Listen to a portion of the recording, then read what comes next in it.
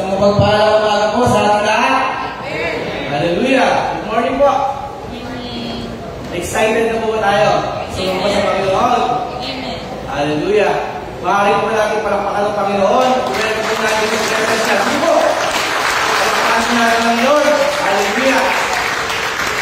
Unay nga po, napakabuti ng Panginoon na tayo po muli yung napili niya upang sumamba sa araw na ito. Dahil alam naman natin na napaka-special po nung araw na ito para sa atin, para sa mga anak ng Diyos. Amen po ba? Hello? Amen! Kung mapapansin po natin, pabilis yung araw. 2 weeks na lang. September na naman po. Amen po? Siyempre po, pag September, yung Burr months, di ba?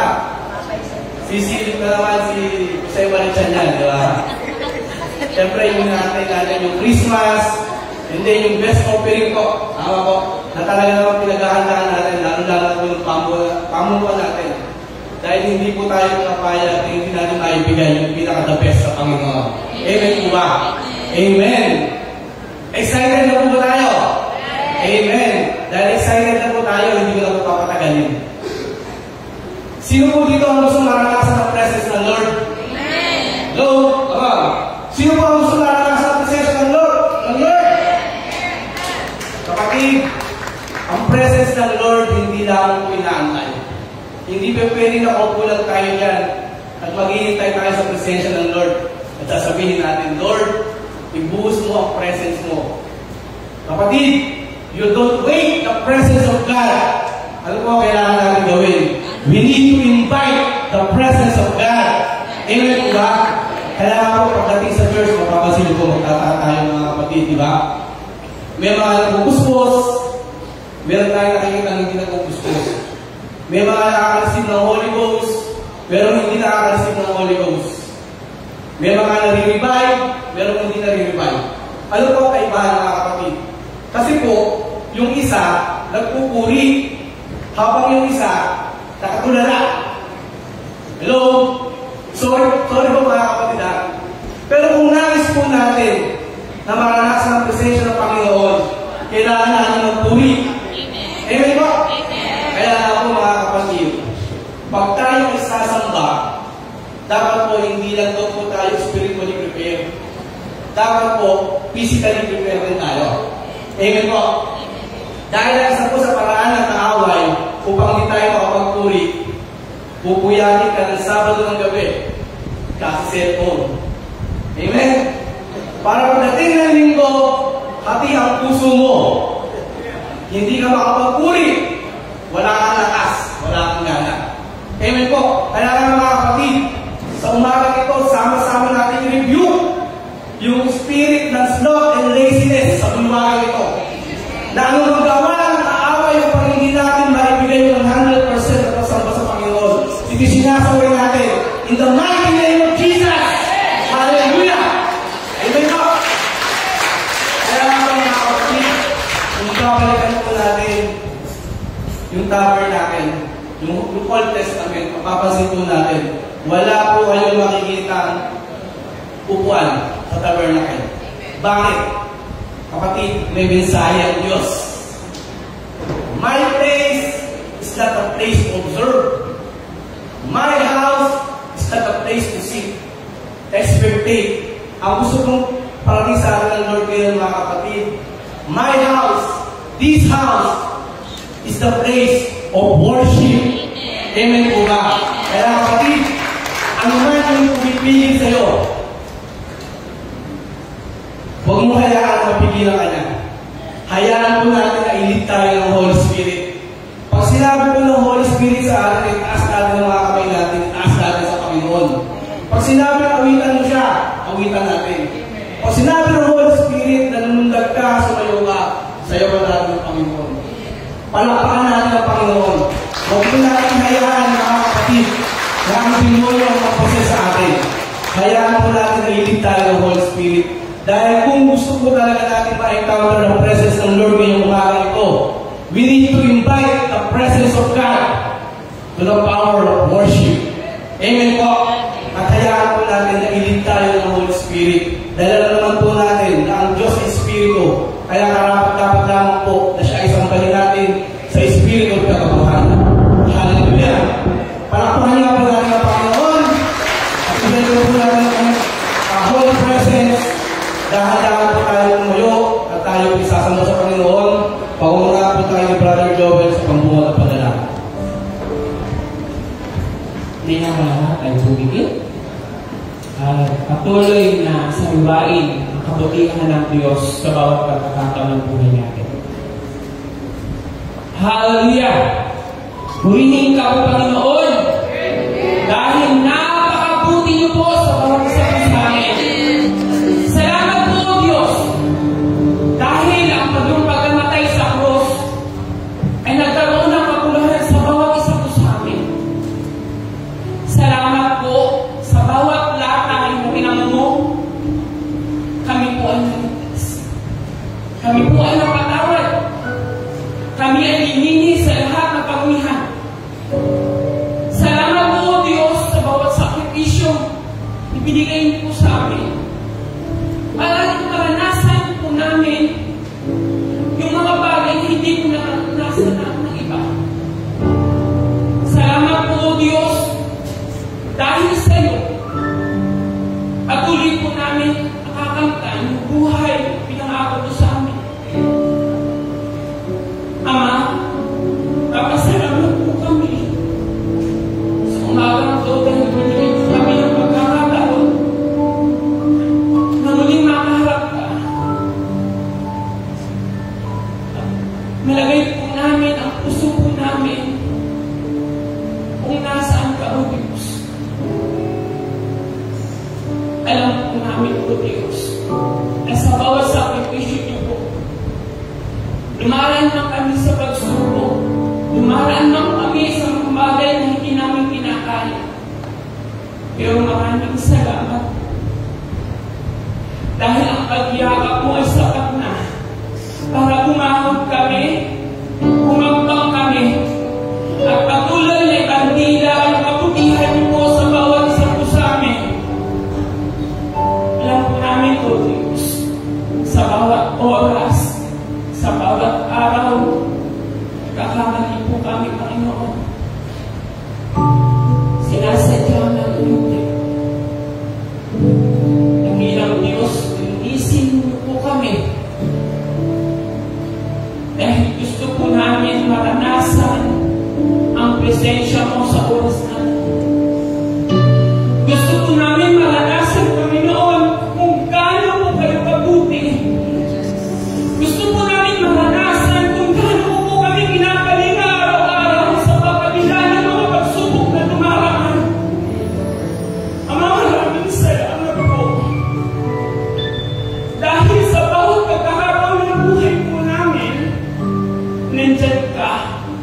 Lagi mo pinapaalala sa amin na yung pagkakako sa cross ay naging simbolo para kami maligtas.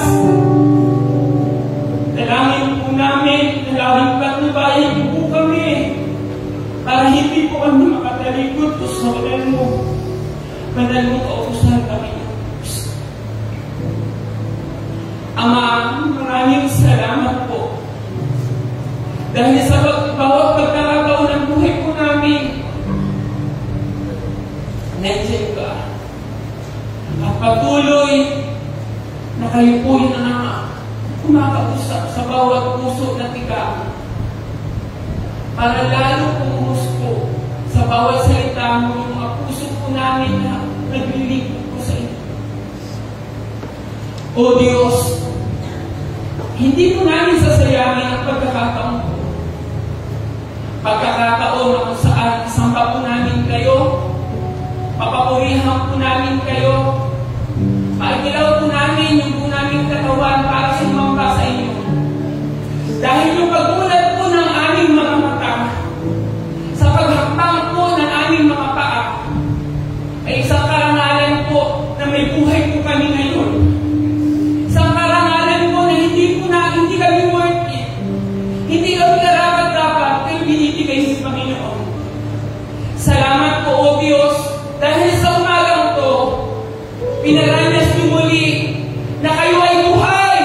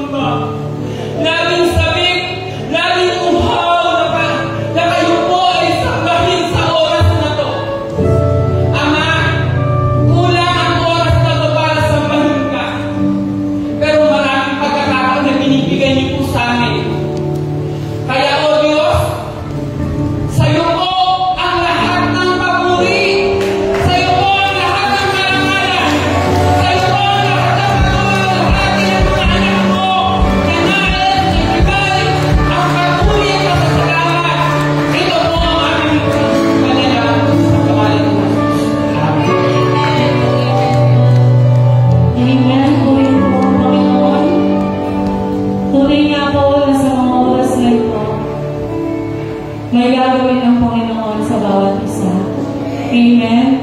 Mabuti ang Diyos. Mabuti ang Diyos. Mabuti ang Diyos. Kaya naman sa mga oras na ito, itaas po natin ang ating mga kamay. Sige po, mga kapatid, huwag po kayo mag-iyak. Itaas niyo po ang kamay. Sumigaw ng mga papuri sa Panginoon.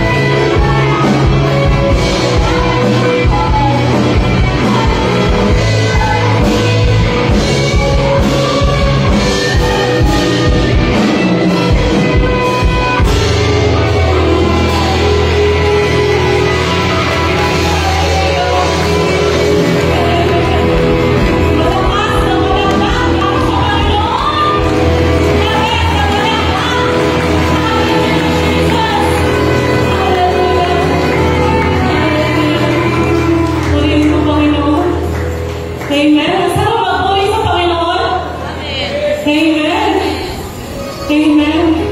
Sino dito? Sinagot na agad ng Diyos ang kanyang panalangin. Amen.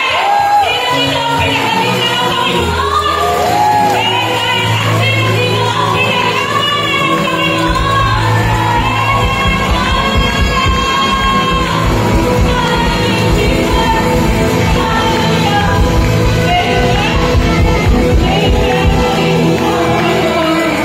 Amen. Isa pa.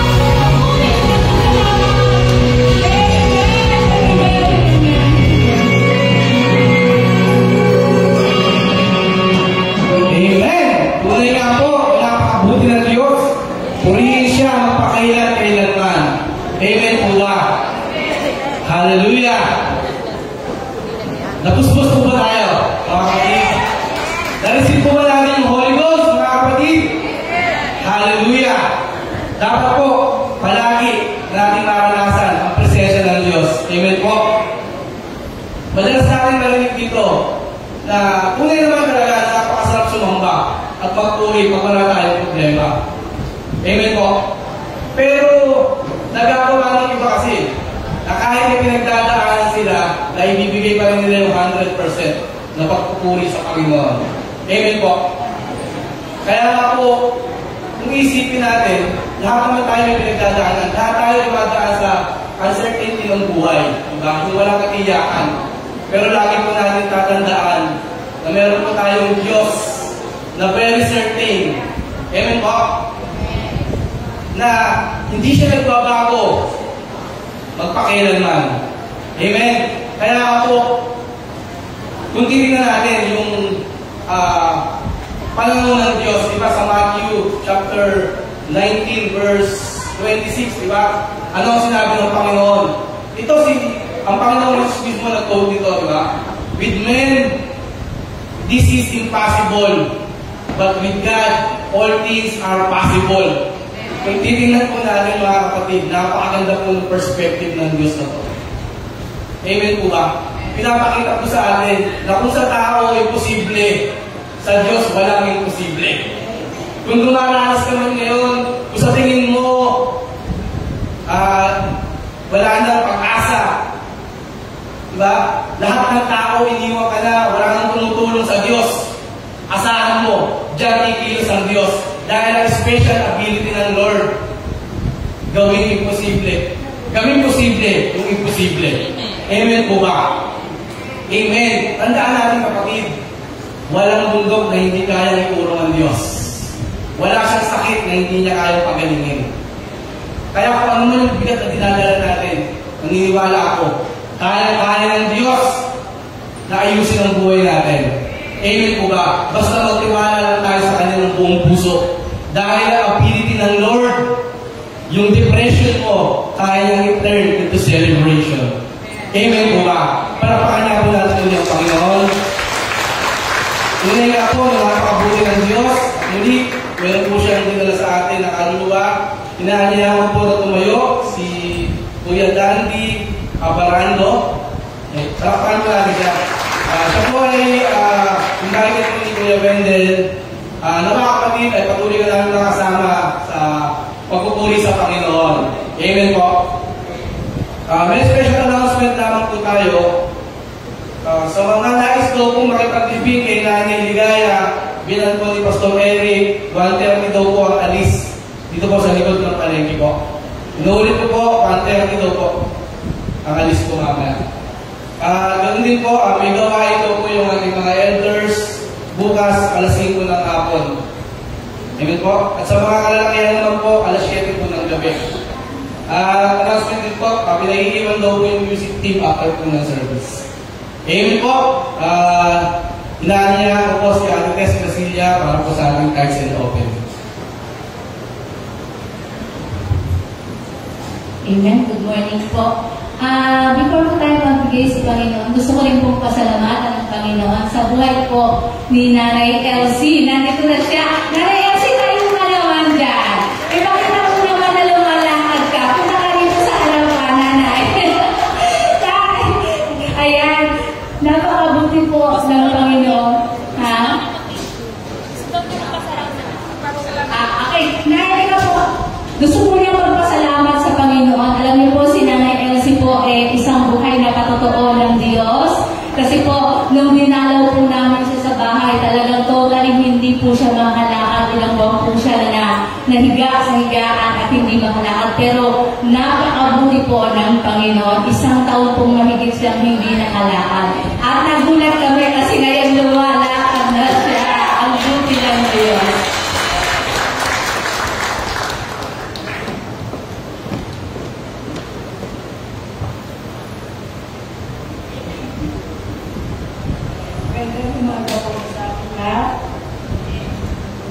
Pumili po ang Panginoon sa buhay.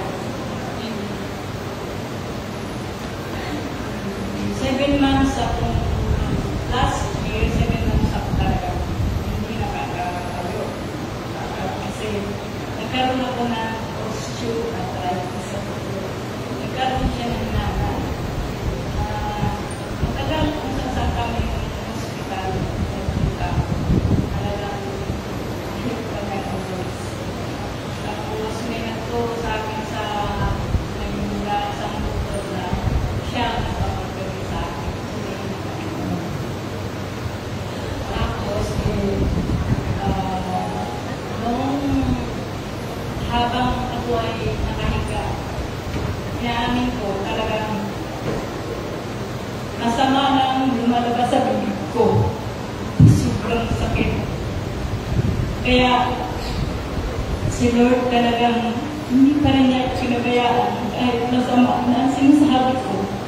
Kaya tayo na magkaroon ko ng problema at sakit sa ating katawan, huwag tayong magsawa, mawag sa ating Panginoon sapagkat kailan hindi talaga siya umiiwan sa atin kahit ano ba ang kasalanan natin. Kaya salamat sa Panginoon.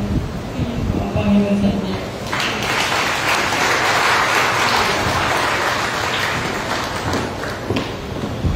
Alam mo po, Nay, ang Diyos po talaga ay tunay na nagmamahal sa mga taong patuloy na nagtatapat sa Kanya.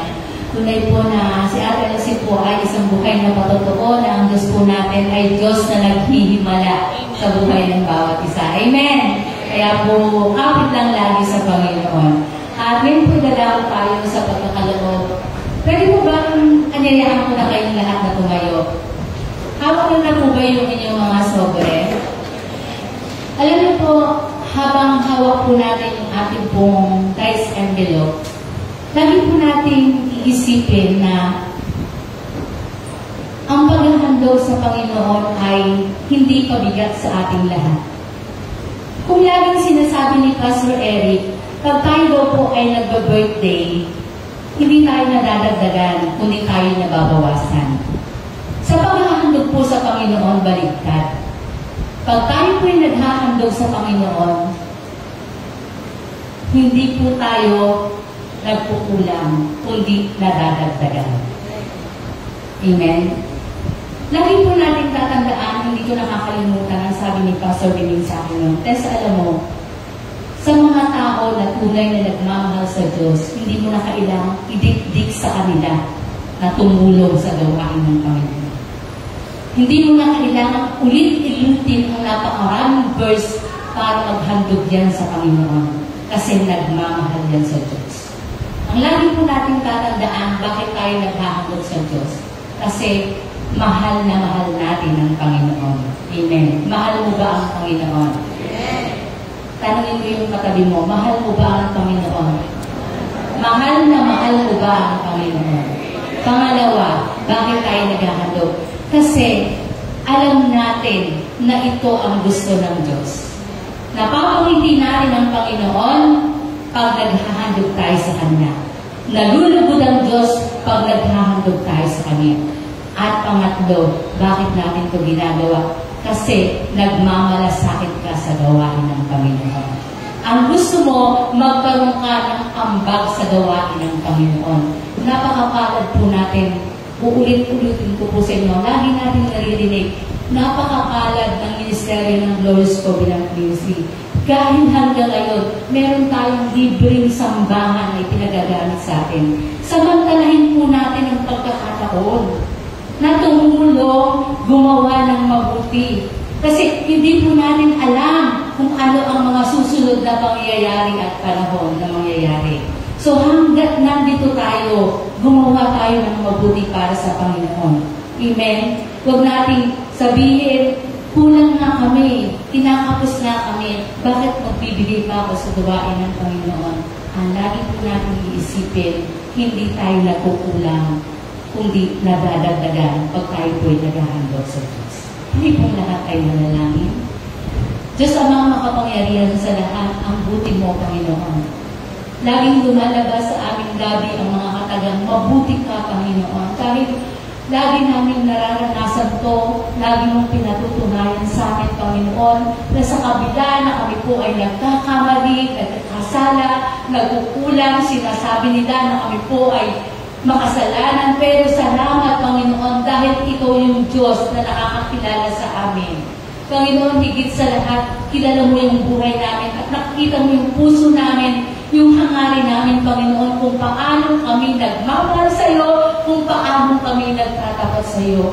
Panginoon, sa aming abot kaya, Panginoon, na nakayanan ngayong umaga, hayaan ito'y maging katanggap-tanggap sa iyo, Panginoon. Sapagkat ang layunin namin, ang hangarin namin, hindi lamang po para sa kung sarili namin hangarin, kundi para po sa ikabubuti ng gawain mo, Panginoon. Kaya nga po, O Diyos, sa aming lahat na narito, Ikaw na po, Panginoon, ang mag-usap sa aming puso na sa bawat paghahandog, pagkakaloob namin, alam namin ginagawa namin ito dahil ito ang nais mo sa aming buhay. Salamat po naman, Panginoon, sa umagang ito, pagpalain po ang iyong pangalan at pagpalain po ang buhay ng bawat isang anak mo na nagtapat sa iyo ngayong umaga. Salamat po, Panginoon, sa iyo ang lahat ng papuri, karangalan at pasasalamat sa pangalan po ni Jesus, tayo po'y magandog ng masaya sa Panginoon. God bless po.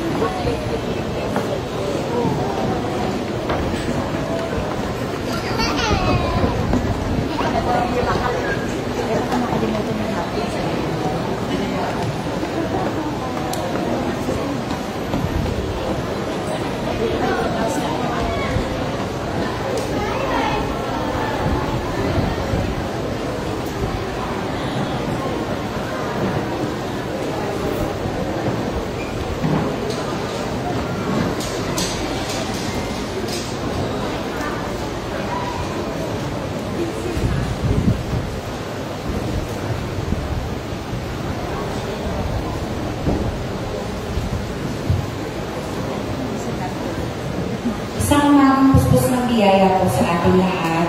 Tayo po ay tumayo upang magbigay galang sa pagbasa ng kanyang mabuting balita.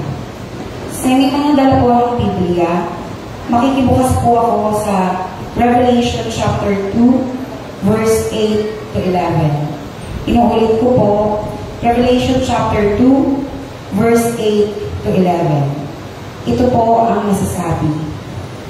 Isulat mo sa anghel ng iglesia sa Esmirna.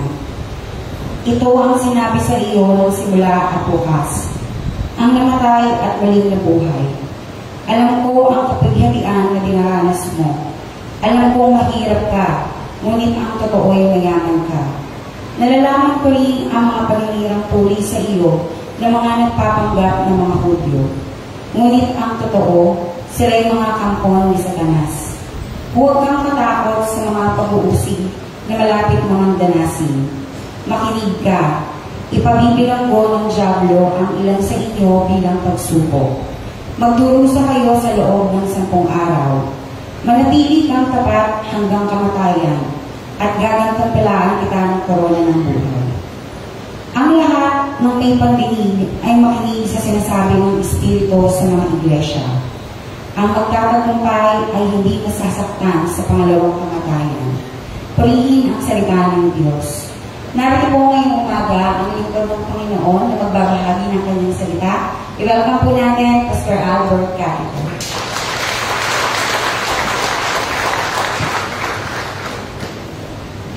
Hindi po, tayo po manalangin.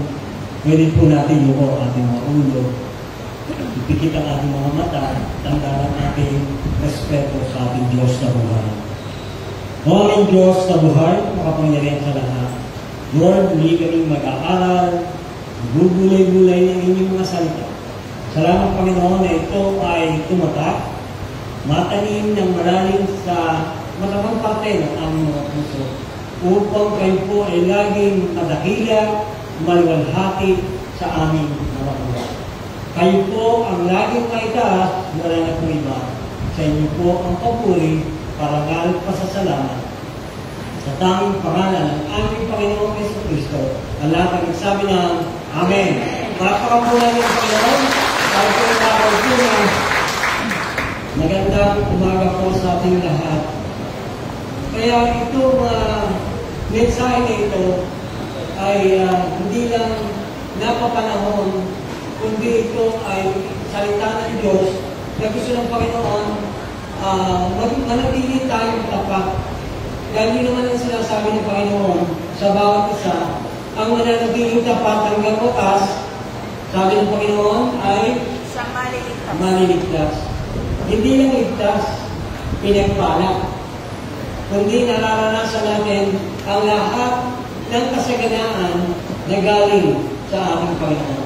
Basahin na po ulit natin para makita natin kung yung verse 8 ng Revelation. Sabi dito, isulat mo sa anghel ng iglesia sa Esmirna. Ito ang sinasabi sa iyo ng simula at wakas. Siya ang simula na nagsasabi sa atin, siya rin ang wakas na nagsasabi sa atin na patuloy na maging tapat. Si Jesus Christ po yan. Ang namatay sa krus ng Kalbaryo at muling nabuhay at babalik sa huling panahon. Malapit na bumalik ang Diyos. Kaya ang message dito, siya mismo ang nagme-mensahe hindi lang sa church ng Esmirna, sa iglesia ng Esmirna, kundi sa lahat ng iglesia ng Panginoon. Tayo po ang iglesia ng Diyos. Tayo ang templo ng Santo Espiritu na kailangan na kahit makaranas, sabi ng verse 9, alam ko ang mga kapigatian na dinaranas mo. Tingnan niyo po, walang naliligid sa Diyos sa lahat ng ating mga pinagdadaanan. Ang dami, kapigatian.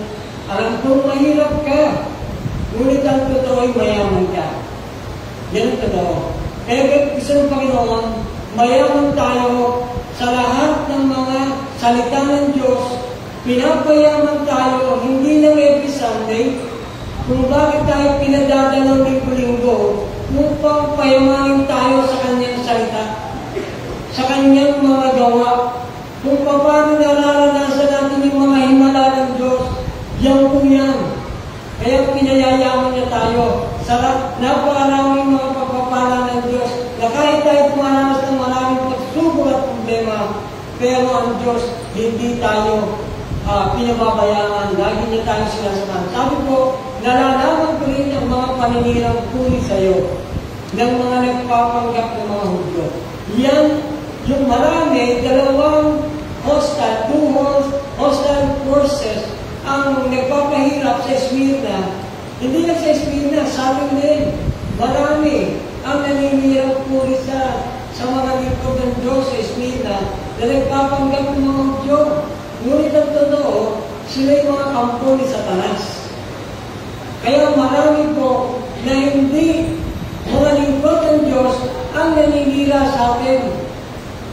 Sa ating mga kapwa Kristiyano, kaya maraming naninira po sa panahon ng mga taga-Esmirna. Alam ng Diyos kung sino-sino yun. Alam ng Diyos kung sino yung maranas ng maraming paghihirap. Sino yung naglulusa. Pero sasagipin tayo ng Diyos, malapit na tayong balikan ng Panginoon na dahil na sinasabi sa atin, manatili lang tayong tapat sa paglilingkod kahit maraming hirap. Sabi po ng verse 10, huwag kang matakot sa mga pag-uusig na malapit mo ng darasin.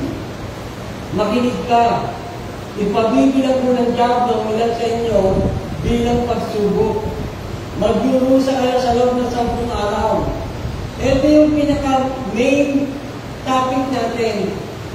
Manatili kang tapat hanggang kamatayan. At ito ang gagampalaan tayo ng Diyos ng korona ng buhay. Kung tayo mananatiling tapat hanggang wakas. Kaya nga maliligtas tayo kahit mamatay pa tayo sa ating mga pisikal. Pero ang ating spiritual, buhay na gumagawa para sa kalwalhatian ng Diyos, at yun ang gantimpala at bibigyan tayo ng korona ng buhay ng Panginoon. Kaya sa ating mga Kristiyano, kahit dumaranas tayo maraming pagsubok, chin up! Chin up! Sino ba hindi nakakaranas sa pagsubok? Taas sa kamay. Wala po. Sigurado, medyo hindi ganun. Lahat tayo dumaranas ng maraming pagsubok, lalo na palapit na ng palapit ang pagbabalik ng Panginoon. Kaya dapat tayong always maging excited sa pagiging tapat sa paglilingkod sa Panginoon. Kaya yan ang gusto ng Panginoon. Lahat tayo ay patuloy na maging tapat sa Panginoon. Tatlong bagay, tatlong nagpaalala ng Diyos sa atin bilang mananampalataya. Number one, ano ba yung number one? He then encouraged them that they must not build the future if they remain faithful. Kaya ang gusto ng Panginoon, huwag nating katakutan ang ating hinaharap because God is in control of our lives. If we remain faithful, yun ang sinasabi sa Espiritu na. Manatili kang tapat. Remain faithful. Na kahit dumaranas tayo ng maraming pagsubok, maraming hirap, patuloy tayo sasamba sa Diyos. Patuloy natin siyang pupurihin. Patuloy natin siyang dadakilain. Dahil ang Diyos ay napakabuting Diyos. Remain faithful. Yan ang sinasabi ng Panginoon. Lahat tayo. Sabi ng Panginoon sa Pahayag chapter 3 verse 10, sapagkat pinupad mo ang aking utos na magtiis, iingatan naman kita sa panahon ng pagsubok na darating sa lahat ng tao sa buong daigdig. Pangako ng Diyos yan. Iingatan naman kita, sabi ng Panginoon. Yan ang salita ng Diyos na sinasabi sa atin lahat ng tao. Pag ikaw ay tao, hindi ka hayop, sa inyo. Sa atin yan. Kaya binibigyan ng Panginoon sapagkat tinupad mo ang aking utos. Ito ay utos. It is a command to remain faithful. Na sinasabi sa Esmirna at sa atin ngayon sa bawat iglesia ng Panginoon, sa Universal Church. Iingatan mo kita sa panahon ng pagsubok na darating sa lahat ng tao. Kaya kung may dumarating man na napakabibigat na pagsubok sa atin, sabi ng Panginoon, magalak ka kung ikay dumaranas ng napakaraming pagsubok, sabi ng Santiago, chapter 1, verse 2. Sabi ng Santiago, chapter 1, verse 12, ito nga yung binibigay ng Panginoon, sabi, puputulan tayo ng korona ng buhay. Kaya talagang ito ay salita ng Panginoon na dapat lang natin ingatan sa puso natin. Ang utos niya, magtiis. Magtiis po tayo kahit maraming hirap. Maraming po naghihirap. Maraming Kristiyano. Kaya nga salamat kahit mga nagbabaha.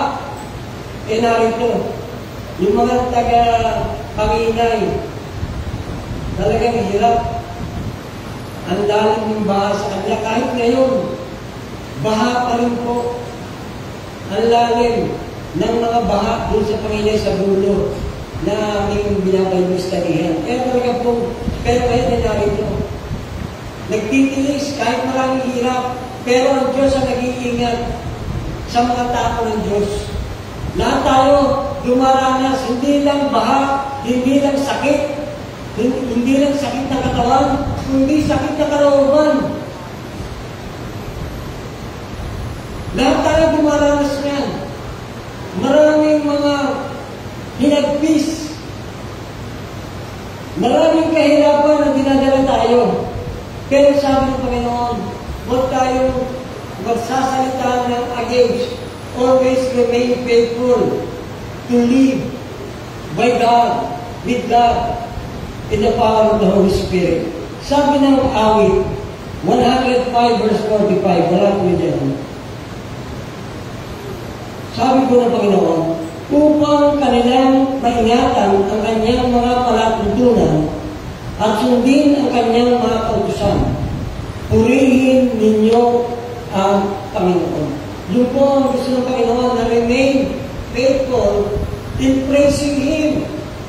Sa kabila ng maraming pagsubok, purihin ng Diyos na kahit itong si Job, talagang ang daming nagnanaknak sa kanyang katawan, puro sugat, pero hindi niya sinisisi ang Diyos sa kanyang pagkakaroon ng sugat na ito. Yung binukol ka, galing sa ulo, yung tampakang puro bukol. Yun yung Egyptian boys na hindi gagaling. Pero pinagaling ng Diyos dahil sa He remained faithful unto the Lord. At alam niya kung ano hawak ng Diyos ang ating mga future. Kaya huwag tayong kabahan sa ating future, sa ating hinaharap. Ano man ang ating pero alam ng Diyos, God is in control of our future. Yan ang sabi ng Panginoon, for I know the plans that I have for you, says the Lord. Plans to prosper you and not to harm you. Plans to give us hope and a better future. Better future. Hawak ng Diyos. Kahit may pagsubok ka ngayon, alam ng Diyos kung paano tapusin ang mga pagsubok na meron ka. Ang gusto ng Panginoon, humawa ka sa Kanyang salita. Remain faithful to Him. He is our Savior. He is our defender in times of refuge. Kailangan lagi lang humawa ang ating mga sarili sa Panginoon, ang ating mga kaluluwa. Purihin ang Panginoon. Kaya ito ay tinutulong ng Diyos. Kahit may pagsubok, pwede kang sumayaw. Pwede kang kumanta.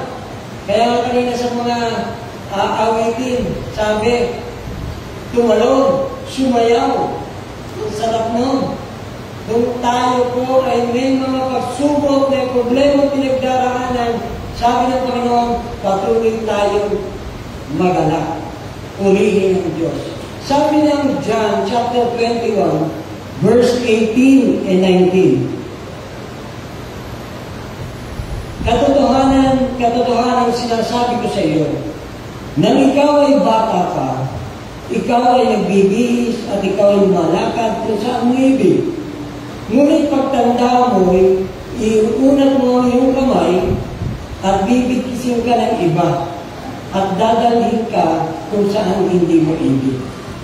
Ito nga ang sinalita niya na pinaalam ko sa anong kamatayan ang inululhati niya sa Diyos.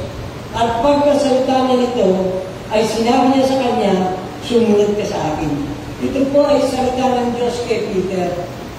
Kasi tinatwa ni Peter ang Panginoon ng 3 beses. Kaya 3 beses din siya, tinanong ang Panginoon, do you love me, Peter? More than this. Kaya, ito po ay paalala ng Diyos. Ang gusto ng Panginoon, na kahit maraming pinagdaraanan, patuloy na sumunod sa Diyos. Patuloy na maglingkod sa Diyos kahit marami tayong hirap. We may be uncertain and fearful about our future, but we are assured that God is in control and we can confidently follow Christ. Kaya nga gusto ng Panginoon yung 3 bagay. If we deny our flesh and carry our own cross and follow God. Follow me, God said. Deny our flesh. Kasi pag hindi natin dinay ang ating flesh, sigurado itatapuan natin ng Diyos. Nakatulad kay Peter. Sabi ng Panginoon, kailangan iwanan mo ang iyong sarili. Huwag mo umanin ang iyong sarili. Dahil ang sarili mo ang naging kaaway mo sa paglilingkod mo sa Panginoon. Yung sarili natin, matigas ang puso. matigas ang ulo. Pero sinasabi ng Panginoon, ako sundin mo. Carry your own cross by the help of God, by the guidance of God, and by the leading of God. And we can follow God. Kaya napakahalaga na tayo ay marunong sumunod sa Panginoon. Number 2, if you are experiencing difficult times, don't let them turn you away from God. Instead, let them draw you toward greater faithfulness. Gusto ng Panginoon, mas mag-level up yung ating faithfulness sa Panginoon. Yan ang gusto ng Panginoon. Yung nag-level up yung ating pagiging tapat sa ating pananampalataya sa Diyos. Sabi po ng Daniel chapter 3, verse 16 to 18, sinabi ni Shadrach, Meshach at Abednego, mahal na Haring Nebuchadnezzar, wala po kaming masasabi sa inyo tungkol sa bagay na ito. Gawin ninyo kung iyan ang gusto niyo. Ang Diyos na aming pinaglilingkuran ang magliligtas sa amin sa naglalagab ng pitugo at mula sa inyong kapangyarihan. Kung hindi man niya kami iligtas, hindi pa rin kami maglilingkod sa inyong mga Diyos. Ni sasamba sa libutong ginto na ibinigawa niyo. Katapatan po niyo. Greater faithfulness. Ang buhay ng tatlong magkakaibigan ito, kasama na rin si Daniel, na kung paano hindi yulukod sa anumang gawa ng kaaway. Kaya hindi tayo nagkakaroon ng compromising spirit. Hindi tayo magko-compromise sa paglilingkod sa Panginoon. Kaya sabi niya, hindi man kami iligtas ng aming Diyos, hindi pa rin kami maglilingkod sa inyong mga Diyos. Sinabi kay Haring Nebuchadnezzar, ni sasamba sa libutong ginto na ipinigawa ninyo. Kaya, mga dapat gawin sa panahon ng pagsubok, binigyan tayo sa 2 Timothy 1:7, binigyan tayo ng Panginoon.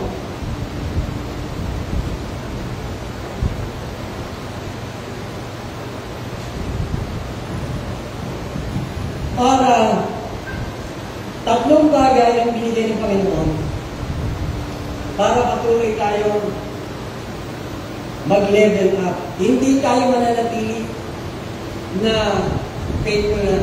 Pero level up yung faithfulness natin.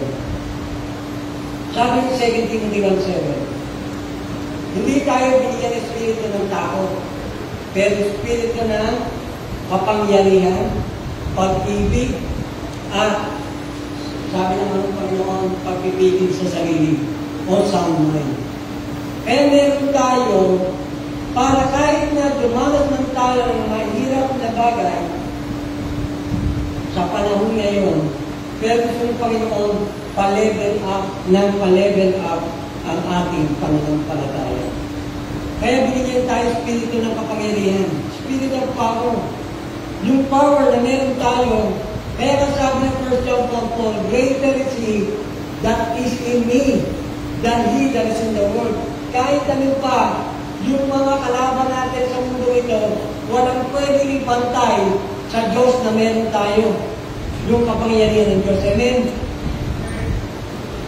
Makapangyarihan po ba ang Diyos na nasa atin? Amen. Kaya tayo kayang lumaban. Lalaban tayo. Dahil meron Diyos tayo na nagbibigay ng power. Pero may pag-ibig. At meron pagpipigil sa sarili.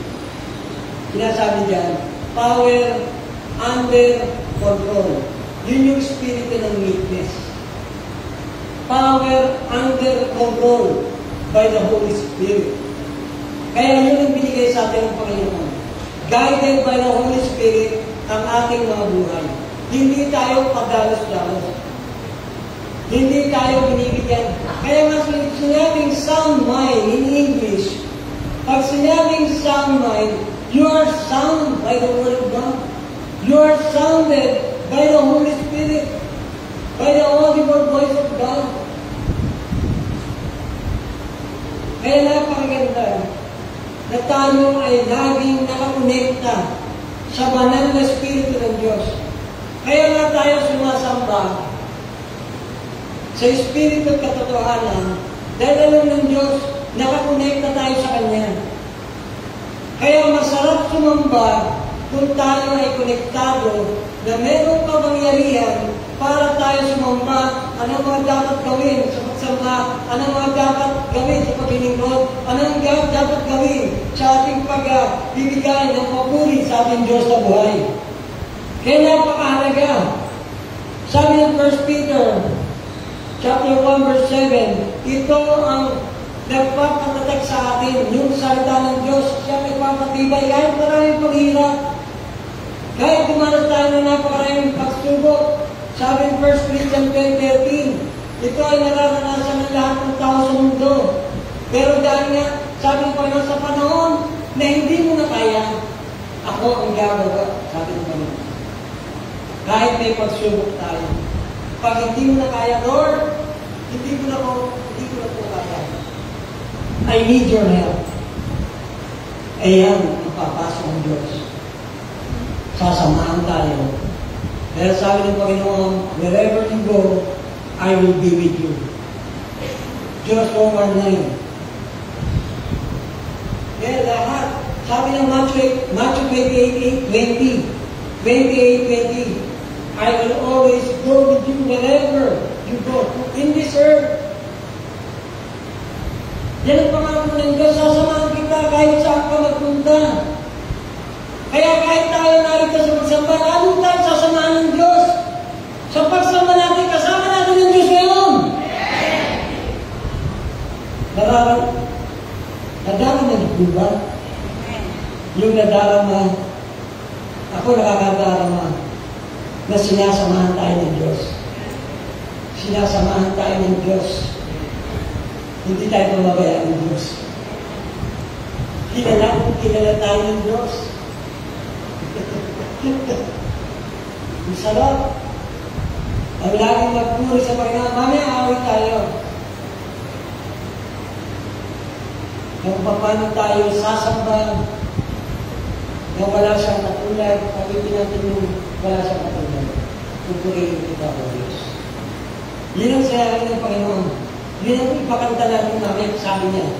Kaya, napakakunawag, sabi ko, Lord, napakaganda yung ginagawa mo sa lugar na ito.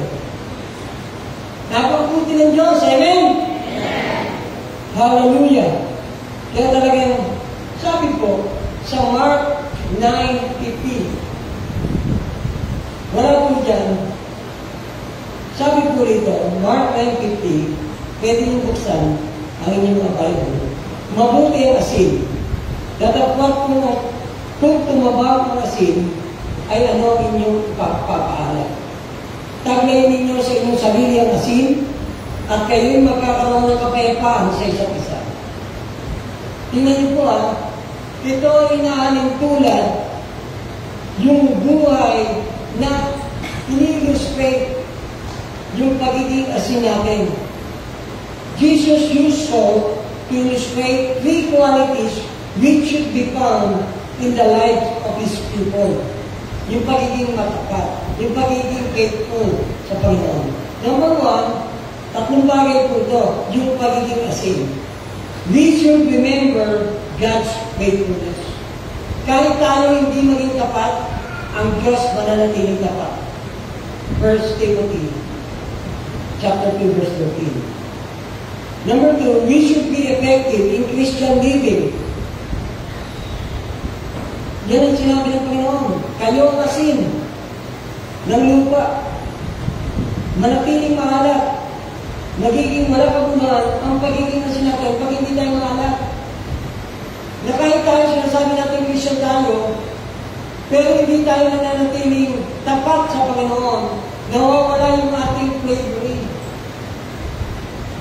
Paano sasabihin asin tayo kung wala na tayong alat? Sabi ng Panginoon, tatapon ka na lang. Hindi na tayo pagamit-gamit, sabi ng Panginoon. Number 3, we should live morally so that we can counteract the decay in society. Kaya nga sabi ng Panginoon sa 1 John 15, huwag tayong makiayon sa takbo ng mundo ito. Ang gagawin natin, kung ano yung gustong ipatakbo ng Diyos sa atin, yun ang dapat natin gawin bilang asin na sanlibutan. Intindihin natin ang Diyos tapat. Hindi tayo iiwan at hindi nasisirain ang kanyang pangalan. Hindi nasisirain yung lahat ng kanyang ginawa ng muna pa lang. Nabumaba siya mula sa langit, nagkatawang tao. Para matupad ang gusto ng Ama na ang lahat ng tao ay maligtas sa kamay ng Diyos. Maligtas sa kamay ng mga kaaway para mapunta sa Diyos. Dating nasa kadiliman, para dalhin sa kinaginalas sa kaliwanagan. Yan ang Diyos. We should remember God's faithfulness. Yan ang laging ilagay sa isip natin. Set our mind on things above. God's faithfulness. We should be effective in Christian living. Kaya nga yung Christian living, paggawa ng kabutihan sa kapwa. Love God and love our neighbor as we love ourselves. We should live morally. Hindi immoral. We should live morally so that we can counteract the decay in society. Kasi marami ang gumagawa, hindi lahat ng gumagawa ng karamihan ay tama. Hindi pa ginagawa ng karamihan, siya ang tama. Ginagawa kasi ng lahat, maraming tao. Kung ano pinagagawa ng Diyos, yun ang gustong gawin natin bilang mga anak ng Diyos. Para tayo manatili yung asin natin, yung pagiging tapat. Yung ating may flavoring, yung pagiging Kristiyano natin. Kaya yung Christian life na mapalingala yung pagiging asin at ilaw ng sanlibutan. Kung tayo ay laging ang ginagawa ay sa kadiliman. Kaya yung Christian living, pinamimaintain ng Panginoon yun. Yung paggawa. Kaya nga sabi ng Galatians 6:9, do not grow weary in doing good, but in due time, I will bless you. I will lift you up. Yan ang sabi ng Panginoon.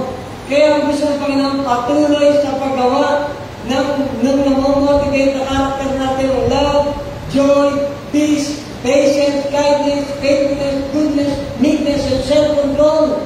Yan ang gusto ng Panginoon. Na talagang ang buhay natin ay maging katulad ng Panginoon na kailangan mamuhay sa pananampalataya at katapatan sa Panginoon. Gusto ng Panginoon tuloy-tuloy na katapatan kahit maraming hirap.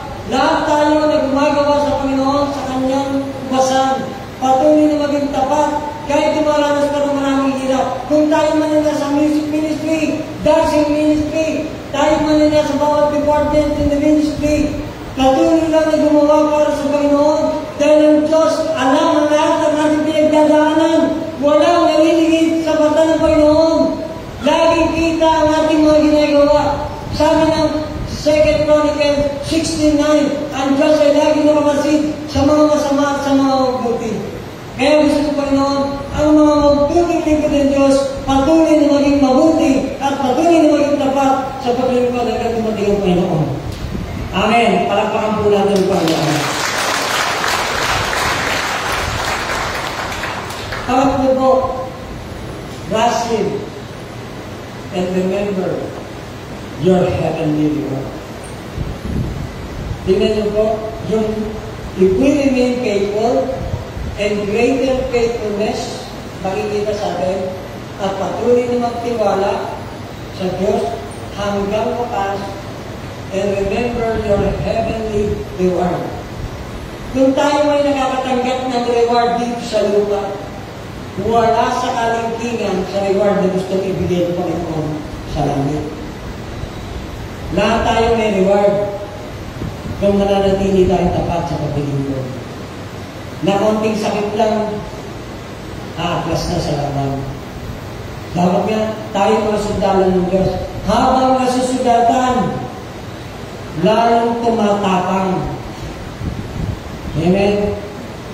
Yung iba, habang nasusugatan, dumagami lang ng peklat. Hindi lang peklat ito. Ang tinitingnan ng Diyos, katapatan kahit marami sugat. Sugatan tayo. Pero remain faithful into the Lord. Trust Him and remember your heavenly reward. Sabi po ng Santiago, chapter 1, verse 12, pinagpala ang taong nananatiling tapat sa kabila ng mga pagsubok. Sapagkat matapos niyang malampasan ang pagsubok, tatanggap siya ng gantimpala ng buhay na ipinangako ng Panginoon. And then, sa mga umibig sa Kanya. Yan. Ang every Sunday service na inatin na namin, hindi ito kung magustuhan lang natin, hindi ito yung pag wala tayong ginagawa, sasamba tayo.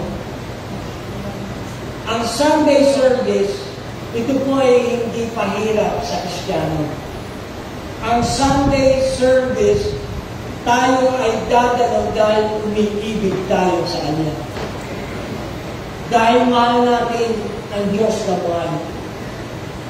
Kaya dahil nang mahal natin siya, Sabado pa lang, hinahanda na natin yung magaganda nating damit para santayin siya. Minsan nga, nagpapaparlo para humarap sa Diyos. Alam niyo, ngayon, tinitingnan ng Diyos ang lahat ng umiibig sa Kanya, face to face. Ang Diyos ay nakaharap ngayon. Tinitingnan tayo, bawat isa. Anong tinitingnan sa atin? Yung countenance ng ating mga mukha. Kung tayo ba ay naiinip na, haba naman ang preacher, ang haba naman ang service. Alam niyo, tinitingnan ng Diyos yan kung tayo ay alumpihit na sa upuan natin. Kung tayo ba ay tinitis na lang ang speaker ngayong umaga. Ano po ito sinasabi ni Pastor? Maraming ganyan. Pero kung nakikita ng Diyos, excited tayo lagi. Hindi tayo tinitingin kung sino pa speaker. Tinitingnan natin ang Diyos na gumagamit sa tupat tayo rito. Ang Diyos na gumagamit sa worship leader kanina. Ang Diyos na gumagamit sa mga musician kanina.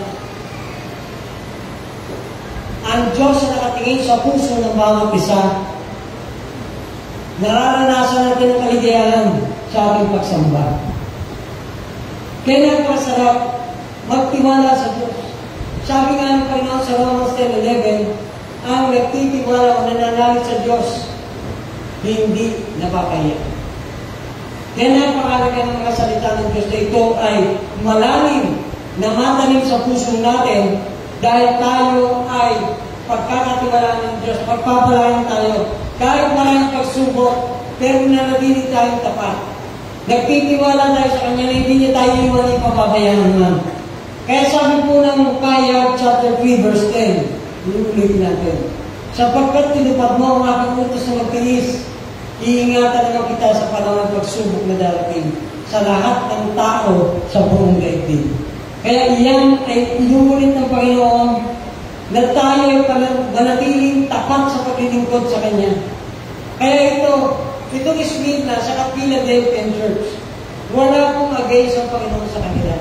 Pinupuri po ng Panginoon ang Smyrna at Philadelphia. Yung ibang mga churches sa second churches, yung puro may against ang Panginoon.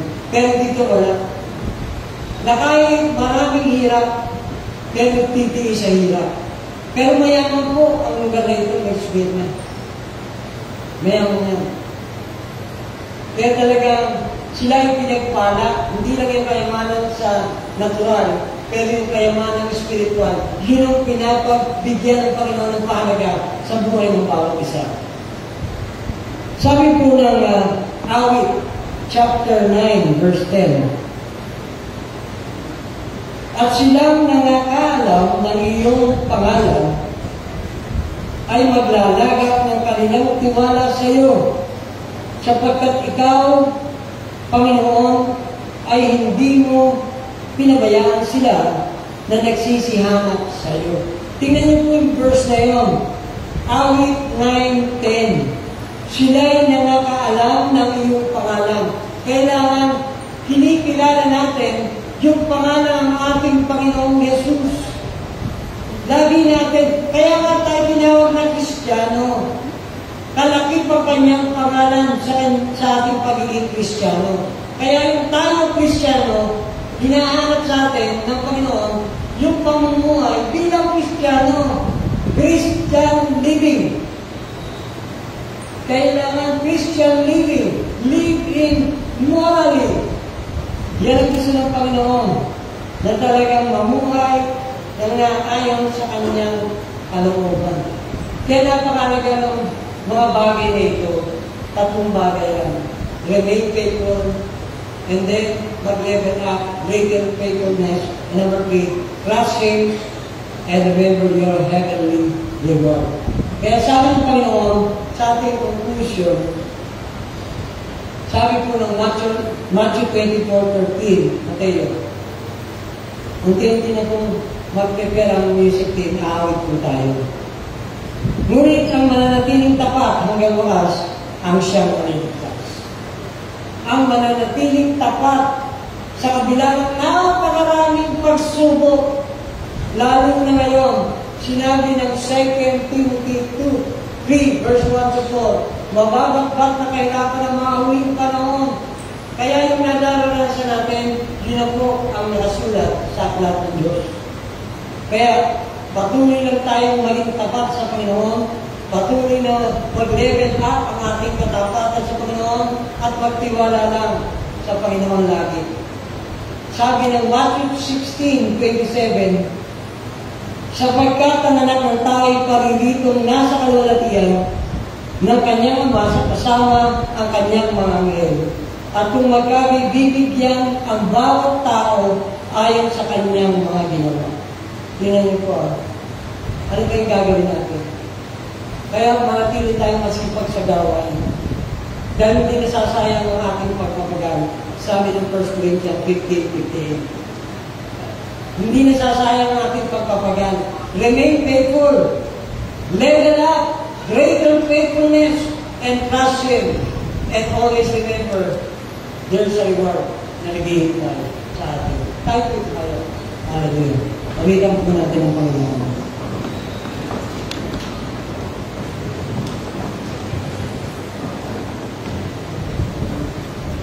Amen. Hallelujah. Minsan pa po, tayong lahat ay aawit sa Panginoon. Amen. Sabi nga po na tunay nga po na walang katulad ng Panginoon. Amen. Sabi, sa lahat ng naranasan nating pagsubok, pagtapos nun ay may katagumpayan. Amen. Basta't kasama natin ang Panginoon. Amen. Hallelujah. Jesus.